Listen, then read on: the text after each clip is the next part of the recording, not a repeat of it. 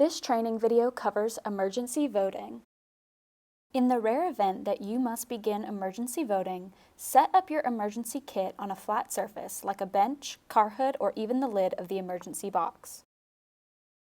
If you arrive at 6 a.m. and your location is not open, reference your pre-election checklist in your manual that you filled out prior to Election Day and call your location's contact. To alert the DCEC of the situation, click the link that was texted to you at 5:55 a.m. Select Having Issues and write that you are locked out in the Notes section. Once they receive the form, they will begin making arrangements to make sure that the voting location is open. If you're not in the building by 6:10, call the DCEC Helpline.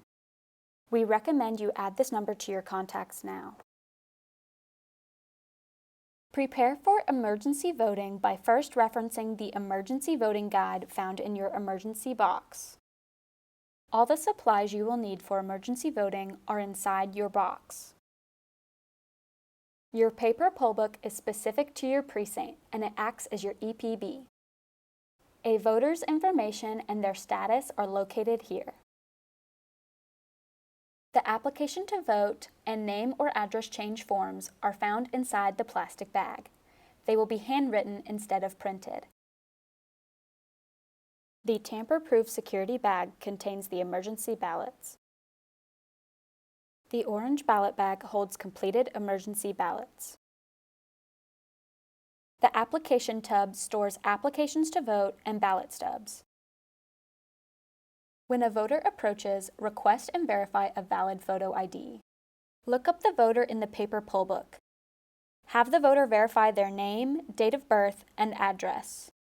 The precinct registrar will initial on the paper poll book.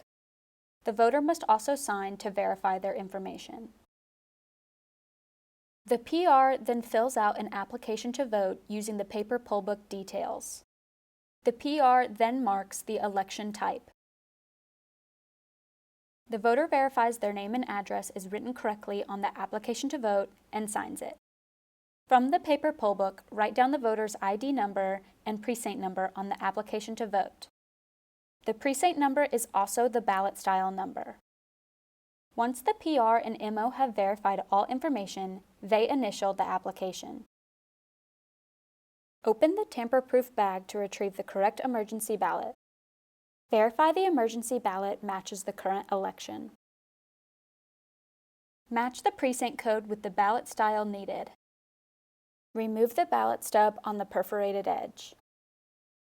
The PR keeps the ballot stub and gives the ballot to the voter for private voting. Place both the ballot stub and the application to vote into the application tub. Once the voter has completed their emergency ballot, have them fold it in half. Then in half again. Instruct the voter to deposit their folded ballot in the orange ballot bag. You can hold the bag upright, but refrain from touching the ballot.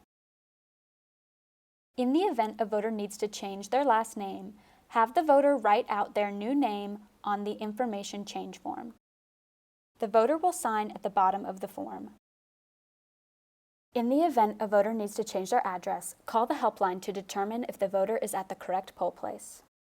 If they are, fill out the information change form using details from the helpline.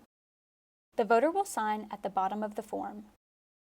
Also, fill out an application to vote using details from the helpline, not the paper poll book.